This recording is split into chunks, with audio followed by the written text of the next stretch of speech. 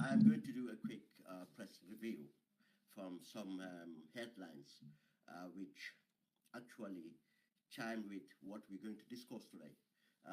It's about exposing the corruption that's everywhere in the systems and showing the root of those corruption or what influence those corruptions are coming from the State House. Adam Barrow is on the head of that corruption pyramid, for that matter, and um, and we are going to cite NAWEC as an example because the recent revelations in NAWEC have have made certain people to realize or um, alarmed certain people. But I can tell you that if we get through in detail, it will be more clear to Gambians, and we'll know why NAWEC is not performing or why NAWEC is not delivering what they should deliver. In technically terms, NAWEC is bankrupt, and one of the main reasons for that bankruptcy is because of corruption, incompetency, corruption. Yeah, and, we realize that part of that incompetency it's again because of that corruption that Adam Barrow would only appoint people that would do things that he wants, and those people will be working for him rather than working for the state or the republic. And where I want to start from is we all heard about Adam Barrow going to Kenya for attending Kenya's independence celebration. And I can tell you one thing for a fact. It's a waste of money. The only reason Adam Barrow is traveling all the way to Kenya is because of he have his contacts and his corrupt cabal are trying to arrange something. They are trying to arrange something in Kenya. That's why he's traveling to Kenya. He's not traveling to Kenya for the interest of the Gambia, and he is wasting our money or looting our money through per diem and creating per diem for all those people he travel with because he doesn't care. Why Kenya, you ask? Why would he go and visit Kenya to celebrate what we call an independence? And with all the crisis in Kenya right now, we have just witnessed with Ruto and everything else. What have we seen so far? That he was not even received by the Prime Minister, not received by the President, not received by the External Affairs Minister, but by a secretary at Cabinet. And we watch him dancing or whatever it is at the podium, because if you understand geopolitics, you understand the tension within East Africa right now. And the other part is we saw him going for a safari. And it's nice that some Gambians are thinking, oh, probably he will reap wisdom from visiting those safari parks or and respect the environment and see that Abuko probably is taken care of and so on. The guy doesn't care. The guy doesn't have a shred of empathy. The guy doesn't have a shred of consciousness or anything. He's just greedy, and he doesn't care about how what Gambians face or the future of our country. I don't think he have the capacity. In fact, there's something must be wrong with that guy, Adam Barrow. To behave the way he does. He doesn't care. Now, I'll tell you one thing. I've seen somewhere or someone talking about or trying to get Air Kenya to the Gambia. You see, again, this is where the problems is. I think we don't understand the government we have. I revealed here before, the GIA, the Gambia International Airlines, did actually have a strategic development plan, trying to work with Ethiopian Airlines to get Ethiopian Airlines, work with Ethiopian Airlines to have a flagship for the Gambia, for the Gambia. Guess what? They hijacked Barrow and his people, Nero, a company that owned by civil servants, company owned by the vice president and others and the minister for what we call it, presidential affairs, MODCC and others. They hijacked that strategic development plan. And because of their incompetence, they cannot even use that in order to get that collaboration with Ethiopian Airlines, which is very similar to how Nigeria did when they tried to revive themselves. Nigeria went and collaborated with Virgin Atlantic, and they had a flagship called Virgin Nigeria, and that's how they developed to regularize themselves. It's going to be technically impossible or very difficult to run a route from the Gambia to Kenya. It's technically very difficult because, I mean, if you understand the capacity we have or the market, I mean, we have for the Gambia, that's not much. But I can tell you that even if they try, they will fail because of the incompetency. And if they try, I can tell you they're not doing it for GIA, they'll be doing it for Nero, because of Nero is something they own. These people are trying to take everything we own to make it their own. These people are building generational wealth. You know what the IJM said, so much sits and do, even my grandchildren would not be poor. This is the mentality of these people. They are not working hard to make sure to realize that. They're not working hard to make sure, they accumulate that wealth. No, they are looting us and looting our sovereignty to the extent that the viability of Gambia might come to be a big question mark, in a sense that all our assets will go. They are already gone. We all know the Senegambia Bridge is in a technical position that they might even end up extending the lease this thing because of their bankruptcy, because they are starved of money. We know that the ports they gave to the Turkish, I think with one of the biggest corruptions ever that ever happened in the Gambia would end up. And I can tell you, don't be surprised if our airport end up into be leased to another company and so on and so forth.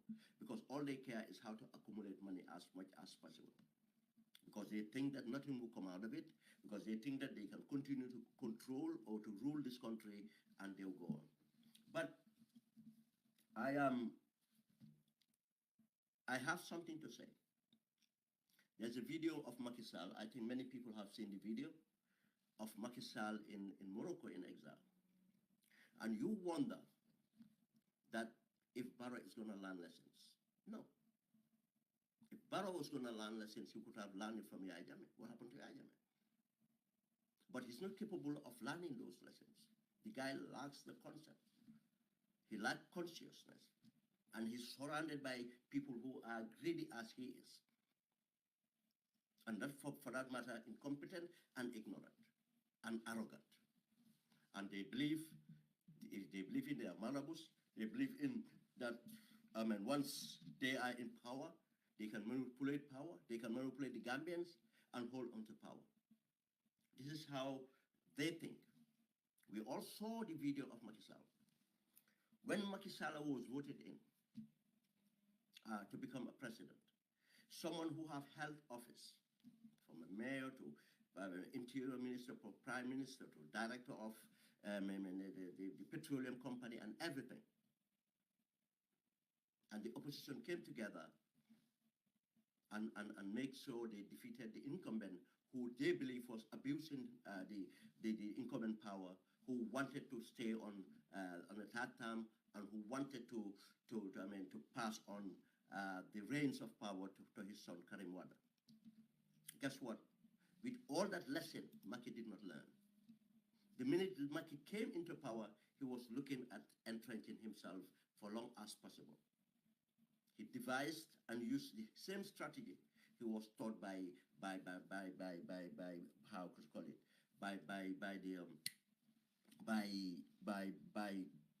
Ablai Wade. And the people who were around Ablai Wade, the Samuel Sar and others, they all decamped and went to support Macky. Or to when they went with Macky in the looting spree. Just as what we went with Adam Barrow. After Jammeh left, all those people with Jammeh, and not only the people you see in the corridors of power, these are the businessmen and other people that we haven't seen. They all decamped, and now they are with Barrow. He would not learn. Macky Sall did not learn. He tried everything. But what consumed Macky Sall was the corruption.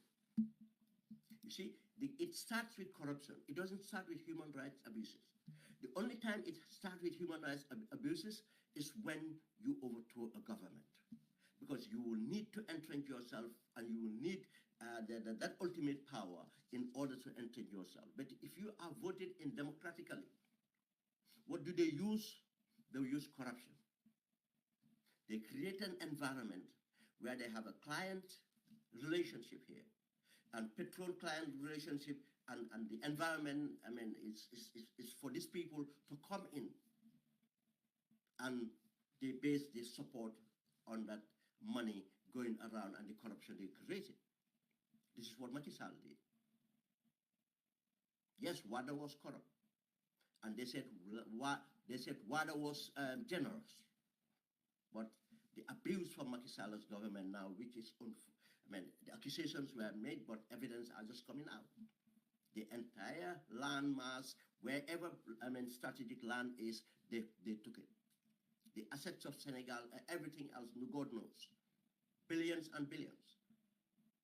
But now we are seeing the evidence. We are seeing the evidence. People who normally ask, oh, where's the evidence? It's just an allegation. When we see the evidence in the people that we accuse, life being transformed to live in a life of multimillionaires, when they are civil servants, when their salaries, allowances, and any entitlement they have cannot give them that lifestyle. And people say, oh, but there's no evidence here. When most of that evidence is sat on by the people who commit the crime, because they have access to the, to the evidence. At times, we even produce the evidence, and people will still try to, see indifference. This is where Macky Sall went on and thought that now, because of the money, the corruption he created, the client patron he created, the divisive politics he created, and everything, from buying out civil society, and the next thing is that people that he could not get on board, he have to go and destroy. He tried, but still prevailed. He tried everything, to the worst crimes that you never imagined that would have happened in Senegal, where he would have militia forces using automatic rifles to shoot at Senegalese citizens. He tried that. It did not scare the people. And where's Macky Sall today? The day he handed over power, he thought he would have been arrested that day. That was the reason why Macky Sall invited the Bissau president, so that would have, if Pastef wanted to arrest him, would have caused a diplomatic nightmare. That's why he did not spend the night in Dakar that day. He left. And now he imposed himself in self-exile. He talked about running as a candidate or leading a list as the opposition. Guess what? He dropped that. He's in isolation right now, just as Yahya Jammeh faced. He's in isolation right now. The international community, be France and other countries that recognized him, or those people who were enabling him, did not see any leverage in him now. Once you leave that power, you are useless. The only leverage you would have is if you had implemented a good governance, not committing crimes. Today, not even that Morocco can save him. Any day the Senegalese government wants him to take him out, they will take him out. Morocco would not risk their interest with the Senegalese state for Macky Sall, just as France would not. That's why they sacked him from the job. Macron, the so-called, gave him. He said he resigned. He lied, because of France have realized that the only way they can be in any form of relationship with Pastef would be to distance themselves from Macky Sall. And Morocco would realize that as well. whenever Senegal's government make that case. But so-called allies, people that he was being patron of, now are facing their own challenges.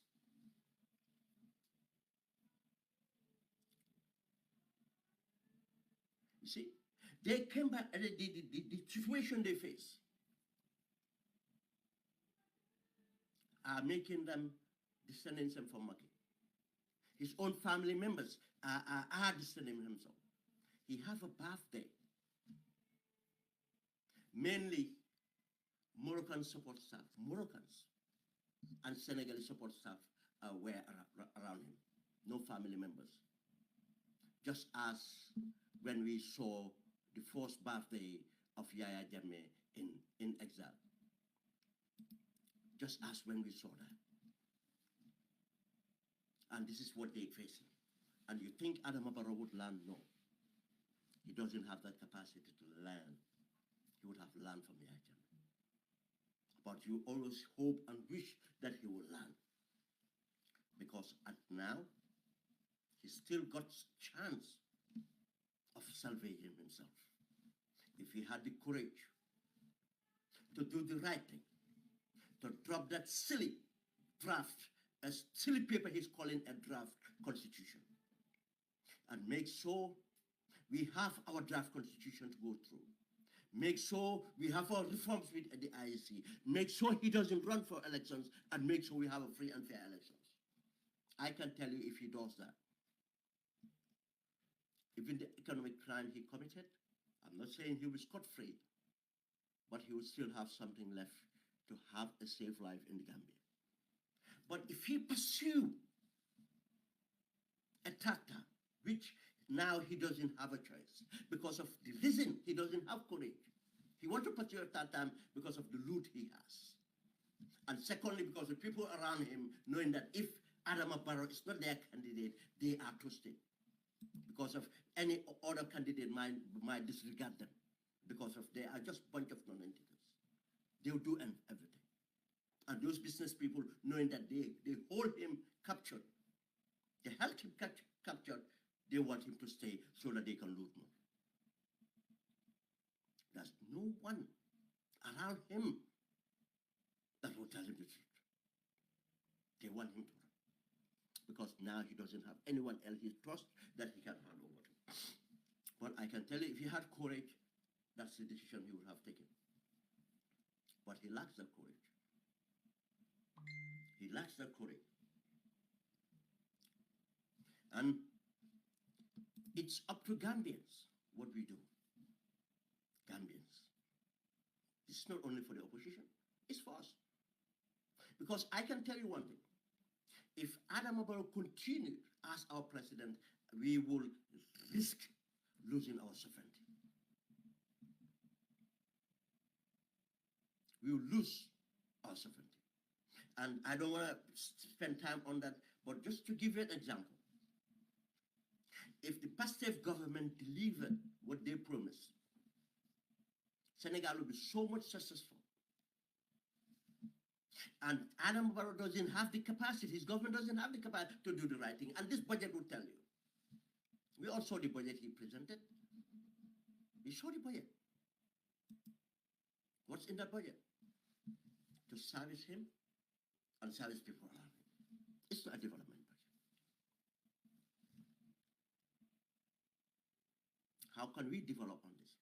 It's not a budget that he invested in productive sector. It's not a budget that he invested in the youth. Where are we going to go with this? That's what we should ask ourselves. When we just saw the budget that Senegal have produced, when they cut the president's budget for almost 50%, the vice president budget for almost 40%, the parliament for almost 10%, and others. And still, they are waiting for parliament to deliver on some of the reforms they want, and that would have guaranteed more money redistributed to the productive sectors. We have seen the investment they have done in agriculture. The entire groundnut harvested in Senegal this time round, there's an embargo have to be, processed in Senegal. This is unheard of. 6 months or 7, how many months in power? They have already achieved that to say that the Sonacos would have to process everything. They are buying all the groundnuts without credit because of the investment the government have done. Now, it's up to us Gambians. Because if Barrow continue, he will commit more crimes. More corruption will happen, and there's no investment, right investments, and our assets would be threatened again. And the hardship in the country would be worse. And what would that do? Gambians have patience. Gambians have a deep threshold. I can tell you they are humans. Either Gambians who come out, or if it continue, in fact, I can tell you the army might. I'm not wishing for that. But I'm telling you this is what happened in countries. Regardless of the presence of economy. The government will come out so unpopular. And I can tell you, I'm not going to say how it's going to happen. I can tell you there are measures soldiers can take. Even the presence and risk, even the presence of economic, and they can succeed. They would want to do it. And what would want them to do it is the unpopularity of the government if it continues. Especially with the constitutional coups going on. With the Supreme Court now confirming themselves. Ruling against the wishes of the people. Based on technicalities. Not here in the context of cases. Just as the election petition, and right now with the recent petition being sent to them. But with the overthrow of the people's constitution to be replaced by an executive paper, that cannot be a constitution. That's an overthrow constitution. These are all reasons, and there will be more laws that would be pushing the people, to come up. This is what's going to happen. But then it's up to us Gambians to avert this by educating our people. That makes sure our people will stand up and stop this rot before it gets to level. Just imagine the situation right now. Something else in the news. Something else in the news. If you watch What's on Gambia have shown a picture of the thousands of Gambians, hundreds to thousands, at the passport office. You know that the only reason they're going to the passport office, and these are Gambians of different age. They are not even young people only. Desperate. Because they want to go and work. They don't even know what they're going for. Thousands of them. Their expectations are what? Because of the government have been irresponsible to sign something and they cannot even explain that directive. What have they signed? How is it going to be implemented? But they have created an environment again. Unless when they have opportunity, what they do, they create an environment for corruption. We have seen the evidence of the president's nephews. Cashing on, selling so-called work opportunity to Spain. Even though if it stopped now, I can tell you, there are other people out there who are already given, been bribed to say that I can get you on a list. How many people would be eligible? How many people are Spain demanding? What are the conditions? What criteria do you have to meet? All these things have not been communicated. Now people are living with hope because of the desperations in the country. How long they're going to go for? How much they're going to be paid? What would they have to take care of themselves for? To realize how much would they likely realize, that they can come back with. But, majority would try to go in there to continue, to another country. And if they said 100 people, are taken to Spain, and 50% of that did not return. And you think the projects, the program will continue? You think the program will continue? You see, but these are things the government have not been trying to communicate, make sure control the expectations of people.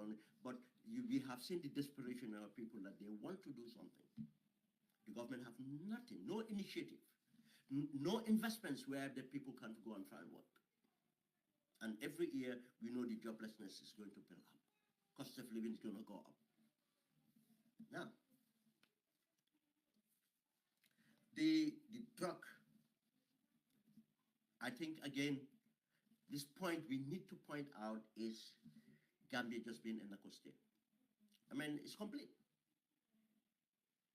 You see, and the interesting thing here is we are hearing police officers being caught trying to help to export drugs or enforce enforce for the cartel, the drug law enforcement officers been caught, stealing exhibits of drugs. Magistrates been caught stealing exhibits for drugs. What I can tell you though, we had the Bantas, Skaters, we had the Pablo Jabis. They are not even the biggest. There are so many of them, and they are all connected to this government. Those people will not be arrested. And people like Pablo, go and see how the case is going to end up. Where is Banta? Banta is in Senegal here. The government knows because he talks to a lot of government officers. They never pursued. They let him go. And the amount of drugs we hear about is just tip of the iceberg. Drugs now is more accessible in the Gambia than Guinea-Bissau. The cartel have found a heaven in the country because of they have control over the government. They have control over the government. Let me repeat that. And this is a fact. And when we warn about this, people thought we are polluting it. But it becomes, the evidence is out here now, we can see it. And it's not easy to get rid of. And this is why we were trying to avert it. Because when it gets hold of society, you have a problem. And especially with this government being captured by the cartel, they will not be. They don't have the capacity to do it. They will not be able to do it. Because if they try now, I can tell you, if they are serious, really, even their life will be at risk. We have seen what happened to countries. We have seen what happened in Guinea-Bissau. We have seen what happened in Haiti and other places in South America. When you go to bed with the cartel, I'll tell you, you don't just get out of the bed. It takes far more than that. That's why Gambians will need to come together, salvage our democracy, make sure we have free and fair elections, and the opposition to work hard to make sure to convince Gambians to prepare themselves to govern. And again, I've said it many times, and the evidence is just coming. In the Gambia, just as any other developing country, before you win elections, you have to fight to have at least fair or a more level playing field. And if I say it's not only the day of elections, it's not only about the voting, but even the law enforcement and the judiciary have to be, online in order for you to determine to win elections. And in order to do that, you have to have a leverage, and the leverage is the people's power. Some countries have now matured, just as we have. Ghana have not matured to that level now. It's, the executive is changing from the opposition, to coming winning elections, vice versa, going round. This is what we call a mature elections. We only know that the reason Pastef was declared winning because they have the people's power.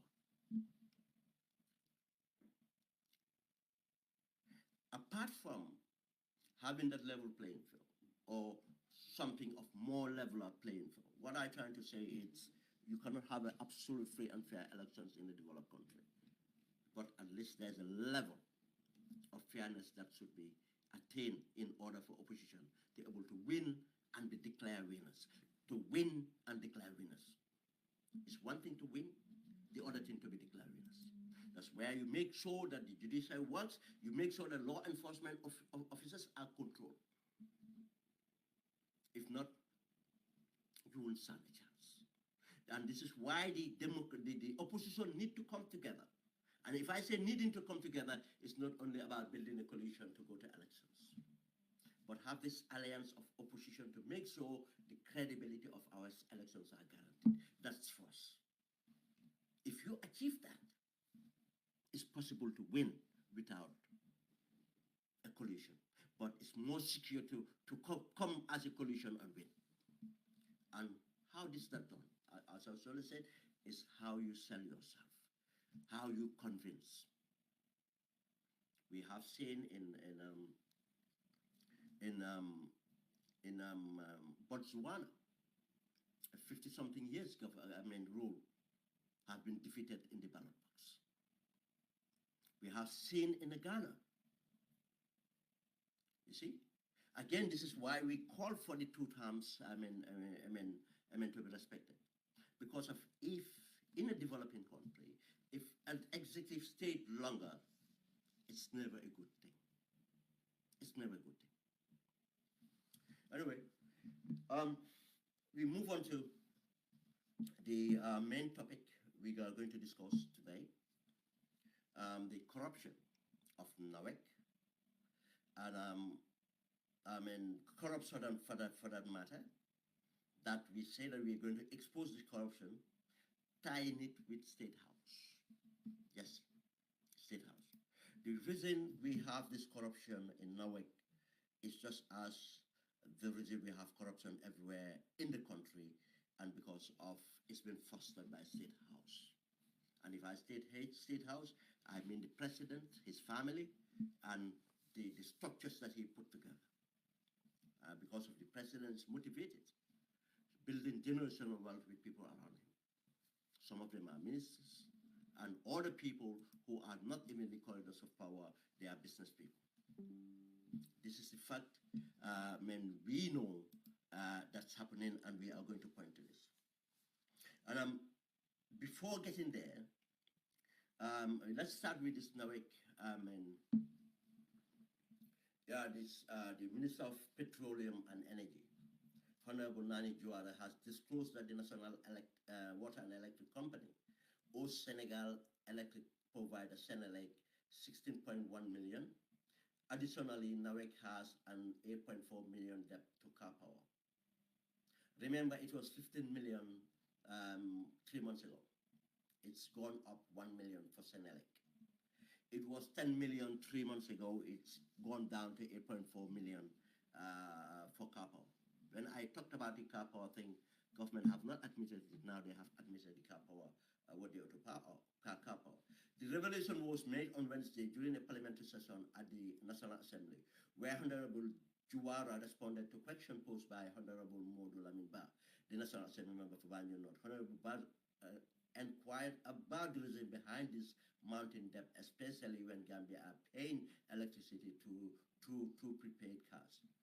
In his response, the minister provided update explaining that as September 30th, 2024, NAWEC outstanding invoice to Senelec amounted to 9.8 billion CFA, equivalent to 16.1 million. These debts cover invoices for June, July, August. You see, remember this. Remember this, it's far more than 16 million. This is for June, July, August. September, October, November is due. I don't know why the MPs did not catch on that. September, October, November is due. They bill them every 45 days. You see, they should have found out that. Now they get billed every 45, after every 45 days, they get the bill they should pay. Now they owe another 3 months. They should have asked, about the other 3 months. This is for June, July, and August. And September. Similarly, NAWEC owes 8.4 million debt to Car Power relating to invoice from June to August. for car power, for Senelec up to September, for car power up to August. Then it's not up to August. What about the months before December? You see, they didn't ask that. But I'll come to a point here. As of September 30, 2024, the outstanding invoice to car power and Senelec are detailed as follows. The car power is 8.4 million for invoices from June to July and August 2024. For Senelec is 9.8 billion CFR, equivalent 16.1 covering those invoices. The delay in payment is mainly attributed to the cash flow challenges faced by NAWEC due to non-cost reflecting tariff, which is compounded by the rise cost of foreign currency, as both car power and Senelec require payment in foreign currency that continue to appreciate against the Gambian dollar. Now, this is the point now I want to discuss here. Whose fault is this? Now, this company have increased tariff 35 to 45%, water and electricity, within a year. What are they talking about? Now, if it's come to this tariff, Nani was the managing director when they negotiated with Senelec. Nani was in charge as managing director when they decided to rely on external suppliers, be car power, increasing car power contract, increasing it to almost 11 years or so. People have to, raise eyebrows or the alarm and they drop it back to 5 or something like that again. It was Nani in charge. And if you remember the statement President Barrow made, so that, oh, now we have enough capacity, that we are going to shut down our generators. In 2 weeks, all what left is in 2 weeks is to do synchronization. Synchronization, he said. Now, Gambians did not ask this question. Why shut down your generators to depend on external supplies? Why not reduce what you demand from external supplies and maintain your independent supply? Because your generators are independent supply. Because that statement was not true. And Barrow must have taken that statement from Nani Juara, because Nani was the managing director. No other person would have given that information out apart from the managing director. Now, imagine this. I'll tell you what happened. Because of the neglect and the corruption in NAWEC, they went and bought spare parts that are absolute for quota. Because of the kickbacks involved in those payments, people were advising not to buy those spare parts. But because of the deal they make on spare parts, they went and bought those spare parts for Kotu Power Station. Now, where is Kotu Power Station today? They commissioned, I think, 11 point something megawatts, 9 point something megawatts for Bilkam. Go and find out what's happened to those. Because again, the corruption. One of the generators, the civil engineer works for the generator, was given to Ja Oil. What does Ja Oil know about civil engineering? And part of the problem for the generator was because of the poor civil engineering done for the generator. Because when the generator vibrates, it could not be, the gravity could not be absorbed by the foundation being built. And it was kicking back or whatever it does, and it was part of losing energy and causing damage to the generators. And the other factor is the supplier for petrol. Barrow recommended Haji Bani Sissoho, a friend of his or a business partner of his, someone that gives him kickback, who have no knowledge, no background in supplying petrol.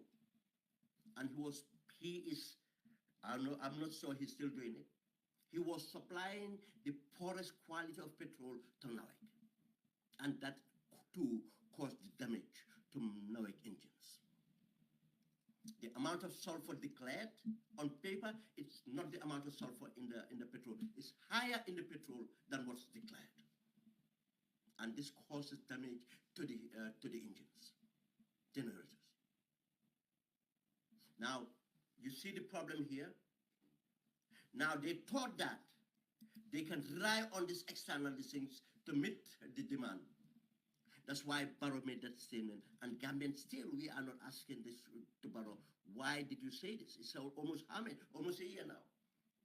He said it was 3 weeks for synchronization and everything will be done. Now, NAWEC is worse off now today than ever, than it have ever been. With all the investments, with all the tariff increase and everything else, is worse off. But we are not surprised because of we had finally, again, when we made the allegations, now we have seen the evidence. We have seen the evidence.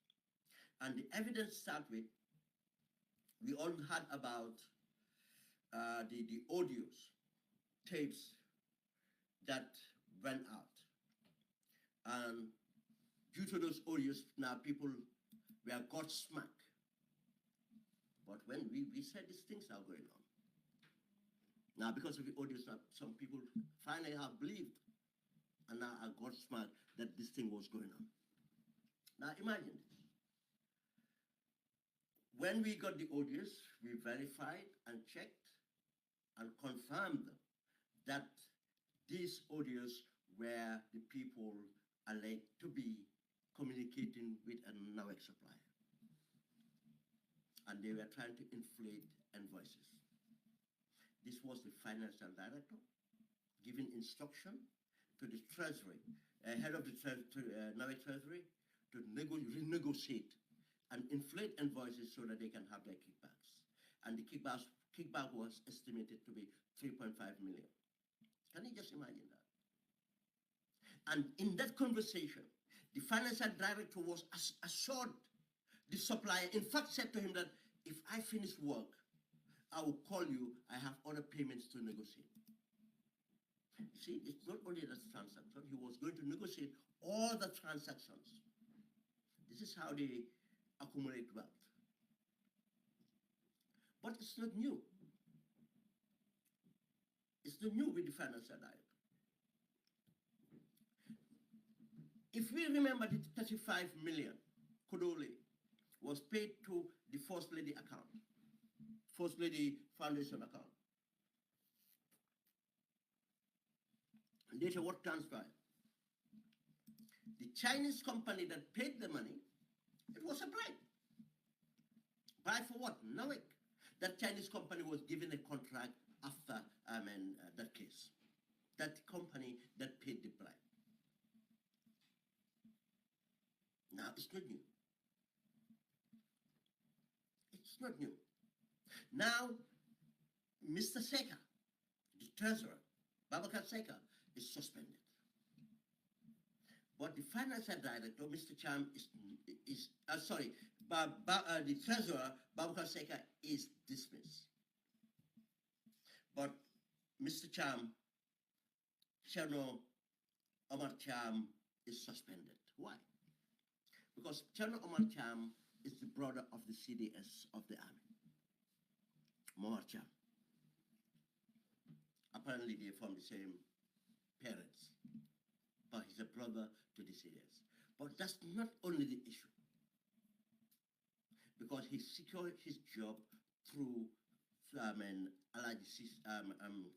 Modi Sise, who is the minister now, created Minister for President's Affairs and Chief of Staff. And do you know why he's appointed Minister for Presidential Affairs? It's the same reason Yajame appointed Njoguba before Presidential Affairs and appointed Modu Sabali as Presidential Affairs. This is a known job. Only thing they do is to give them leverage or give them a cover so that they can act on behalf of the president. And during the Jani Commission, we have had where as the Minister for Presidential Affairs, they acted on behalf of the president. Why do you need Minister for Presidential Affairs when you have a vice president? What is the vice president for? Not for, to deputize for the president. That's why you have a vice president, to deputize for the president. Now, why do you have a minister of president affairs, and especially chief of staff? Because of what MODCC delivers for Barrow. The same thing Ibrahim Sisi, who used to be secretary to parliament, secretary to cabinet. We all had him. The security report. The security report deal was government, the executive orders, everything went through Ibrahim Sisi.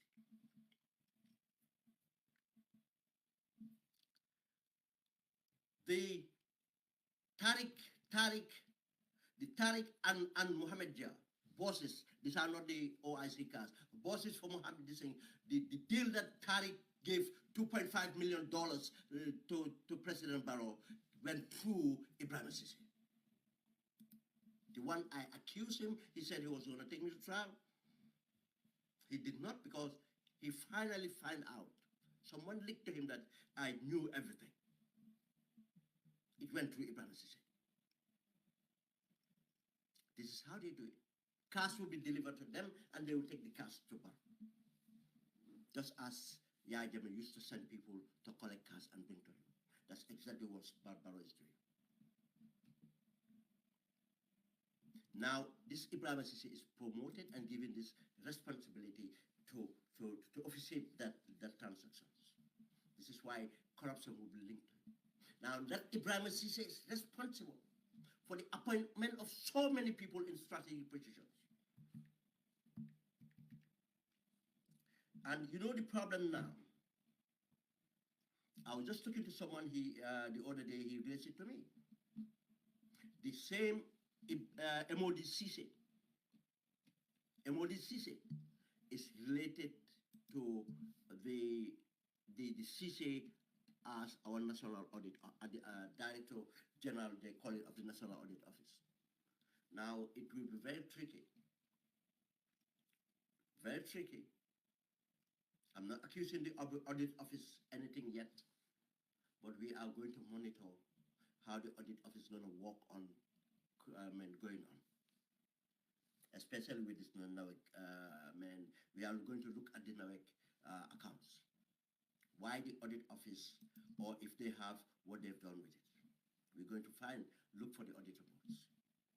Now, this MODCC, what it does is he recommends many people for the jobs they have. Now, he's the gatekeeper. Many business people will come through him, and this is how they create their deals, and Barrow will get his share from the deal. Let's go on to the latest corruption that the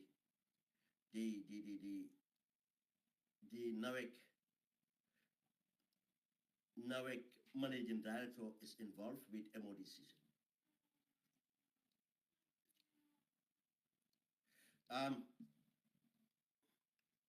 This is about vehicles.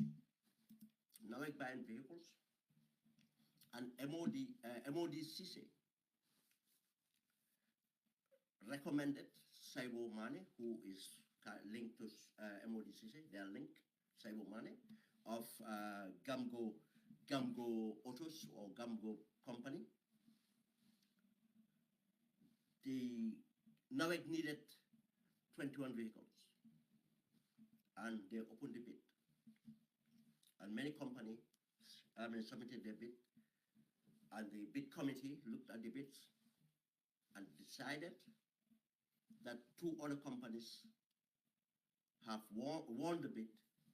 The managing director, Gallo Sedi, overruled that, because Gallo Sedi took job, came through MODCC, and the cabal MODCC have created for them.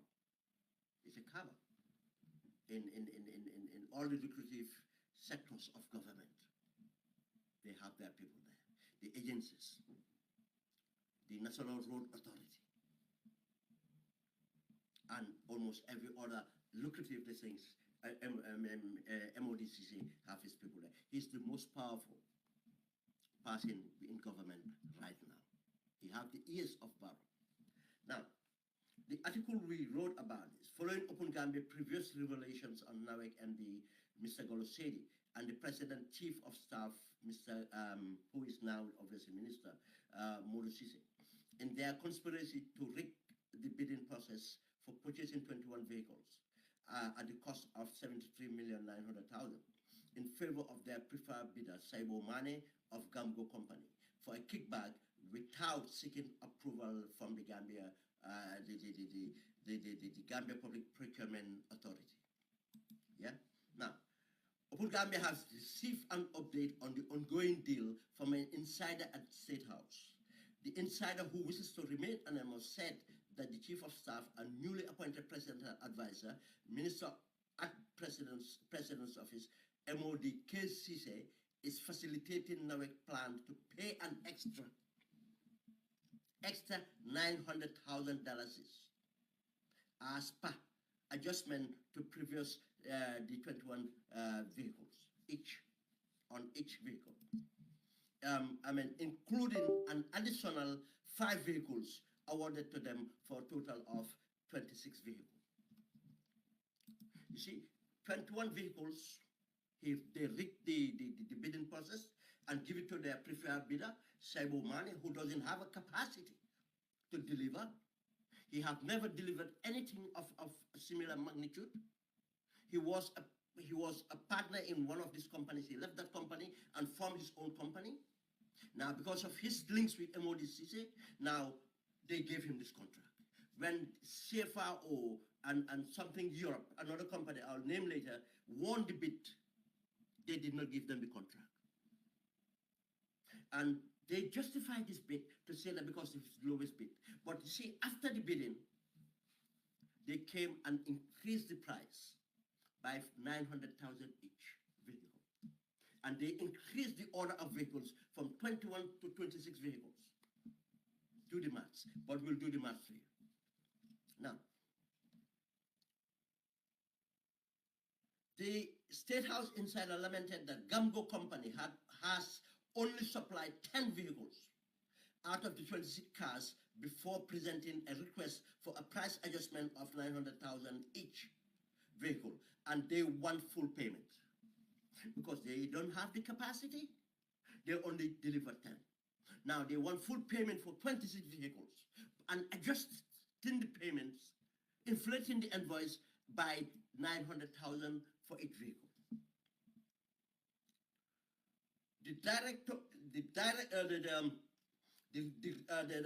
The request went to the corporate director, who assumed office 2 months ago. The corporate director, I forgot the name, I've got it somewhere. The director refused to act on this illegal order from MD Galosedi.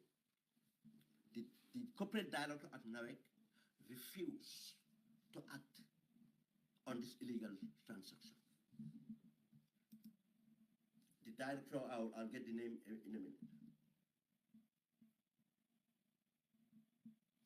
The MD and the financial director, Mr. Cham, you see where they link? They're all linked. The MD and financial director, Mr. Cham, worked with Gamgo Company using the influence of MODCC, the minister at Statehouse.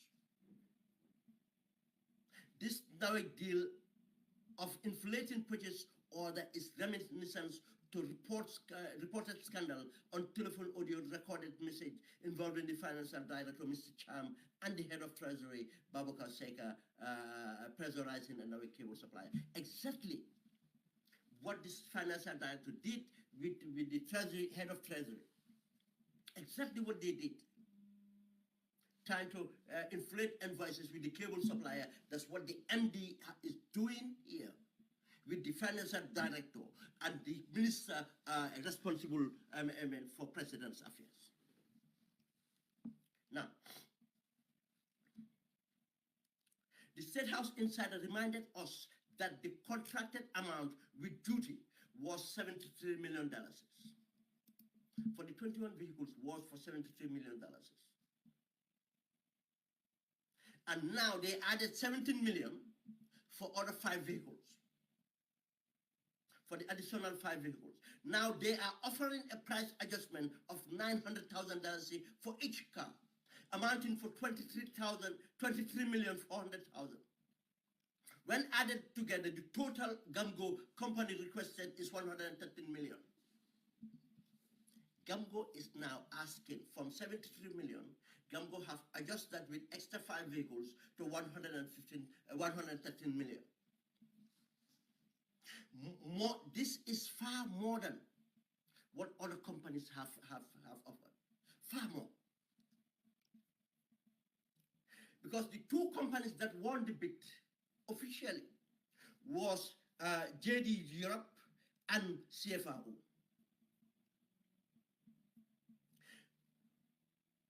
Gambo company requesting 113 million, more than what CFAO, Gambia, and JD Europe have offered by more than 15 million. Considering MD said the statement, the reason for awarding the 21 vehicle contract to Gambo company was the lowest price offered. You see the deal they did? Now they have created a 50 million out of the purchase order. The Statehouse insider questioned how MD said he was saving money. They said, trust me, according to my source, the man was there to make quick money to save his bankrupt company. Gamgo company promises to pay 10 million as kickback to COS and President's Office and Minister Emodi Sise, MD Galosedi, and Financial Director Chanocha. These 3, I'm not sure if Emodi said he was collecting for him and Barrow, but Emodi said he was going to collect from this 10 million. During our investigation, a former NAWEC employee we contacted told Open Gambia that it is a common fraudulent practice for NAWEC management to apply a colossal collusion with suppliers by lowering the bid price to win the contract and later adjust the price after securing the contract with an additional sum paid as kickback. It's not new. This is how they do it.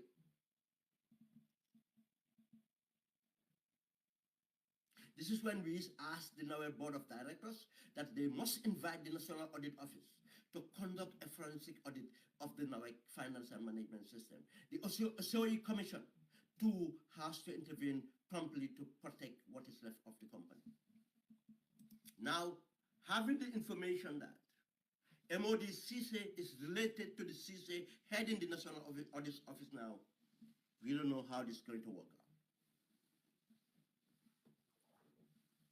Now, let me give you a background of this bidding for you to understand how they started. This started, the bidding started here, and what happened was, NAWEC put out, just a minute.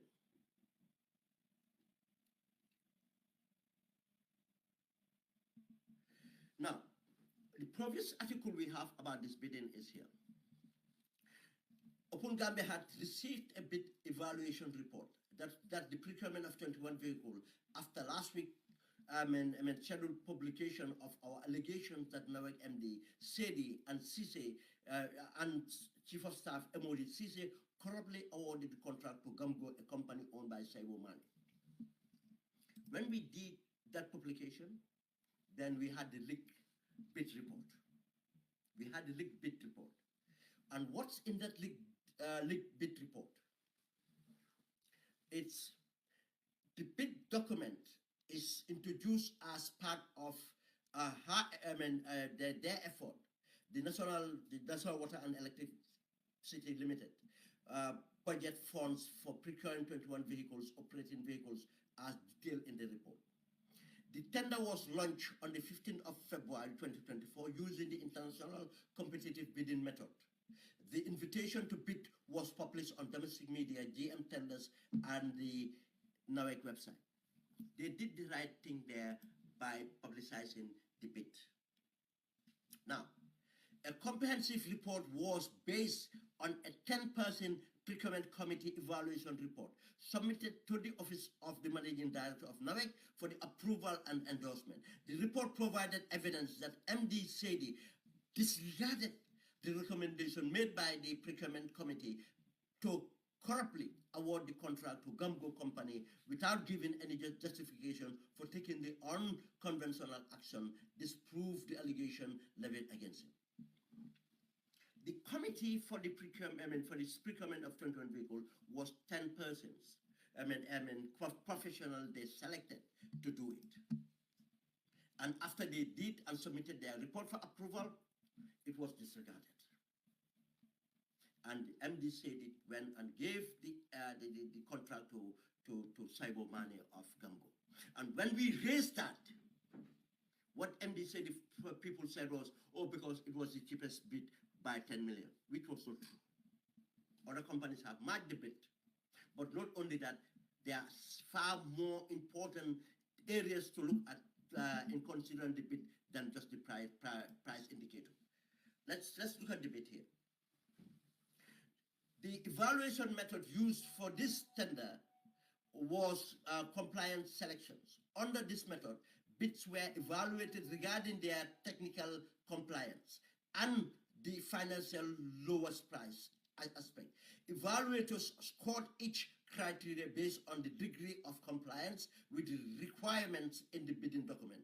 It is important to note that bids that did not meet the eligible criteria were considered non-responsive and not subjected to the detailed technical evaluation. They had a method. They had a method that they use, to do this. They had a method, a professional method. Now,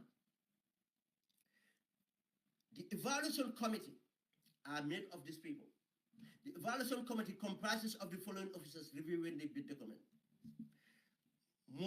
Mr. Modu Mane, Legal Compliance Officer, NAWEC.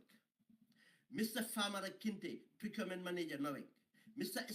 Ismaila Senkan, Procurement Assistant, NAWEC. Mr. Lamin Jane, Procurement Assistant, NAWEC. Mr. Usman F. Mbub, Procurement Supervisor, NAWEC. Mr. Usoy Nundir, Senior Mechanic Engineer, NAWEC. Mr. Joseph Gomez, Mechanical Engineer, NAWEC. Mr. Musa Sow, Internal Audit Technique, NAWEC. Mr. Lamin Waikama, Senior Manager Facilities, Transport and Security. Mr. Modu Esfati, Senior Manager Finance, Accounts and Reporting, NAWEC. This amount of people with their background, technical qualifications and background, decided on the criteria, worked on the criteria, make a report, and the managing director disregarded. Now, the primary evaluation.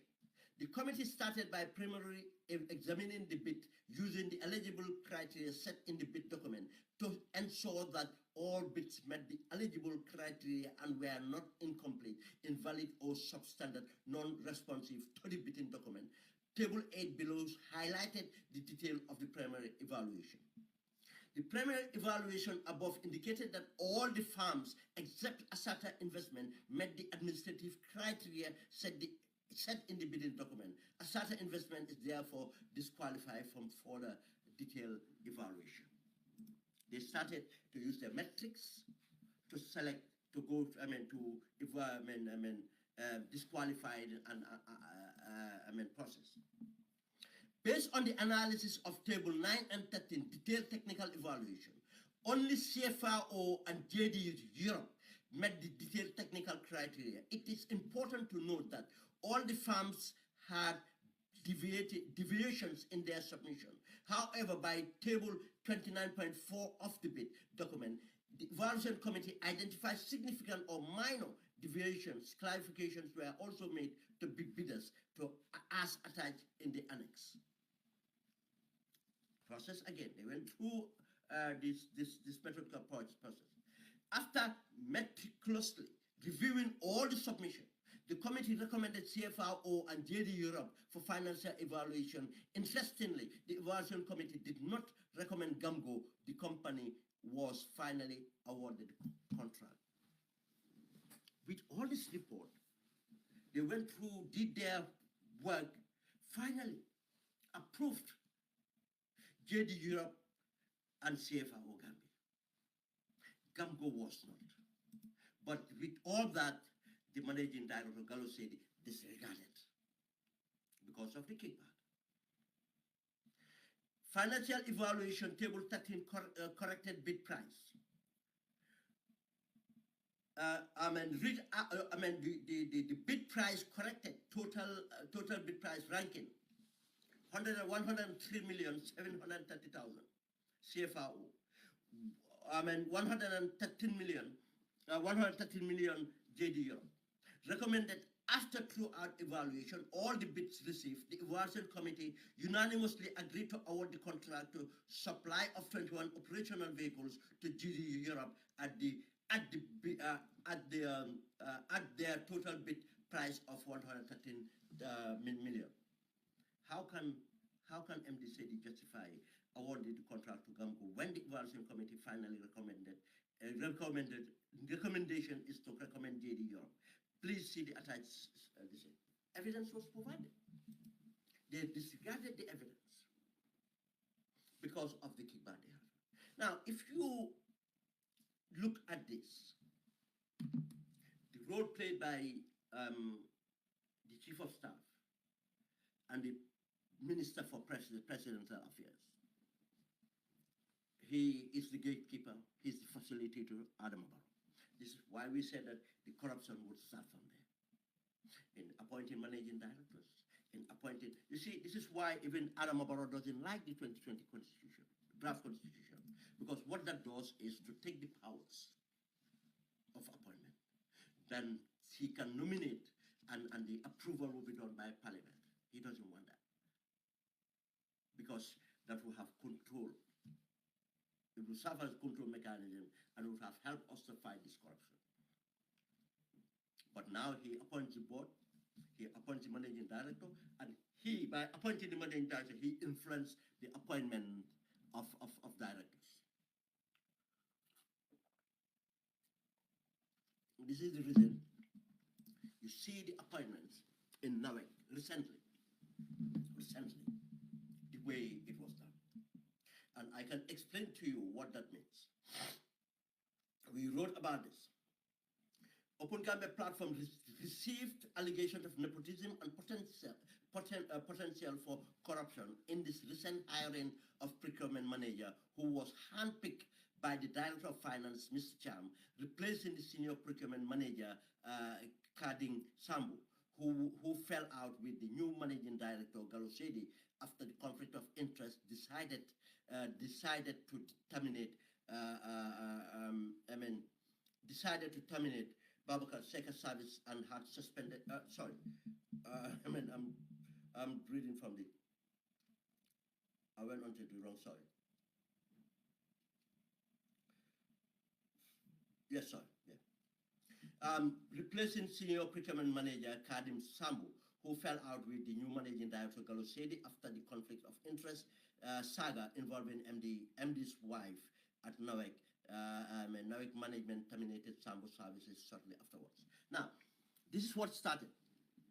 When Galosedi was brought in, Galosedi was brought in by Statehouse, MOD, MOD CC and President Barrow. Because what they're trying to do is they're trying to divide, again, they're selling assets. They want to sell NAWEC, but what they're trying to do is to remove water.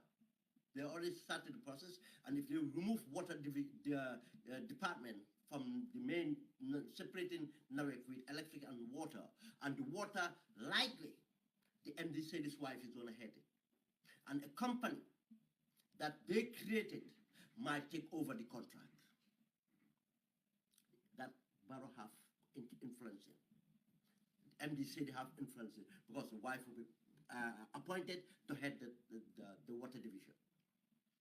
But before this, the wife who is very qualified was working for NAWEC as a director for water and so on. Now, MD said he had a company called, I forgot the company name now. MD said they had a company, and that company, 90% of the job they have comes from NAWEC. And when the wife became a director, there's a conflict of interest. Now, the wife have been alleged in many cases that he's been taking jobs and giving it to the husband, so our company. In this case, the procurement manager that have stopped some of this awarding of contracts without going through the due process, when MD said they become a managing director, sacked that gentleman, that's Mr. Sambo, and Mr. Sambo is taking NAWEC to court for unfair dismissal. Now, that being the case, the financial director that was occupying that office left and came back to the diaspora. Now there's a vacancy for financial director.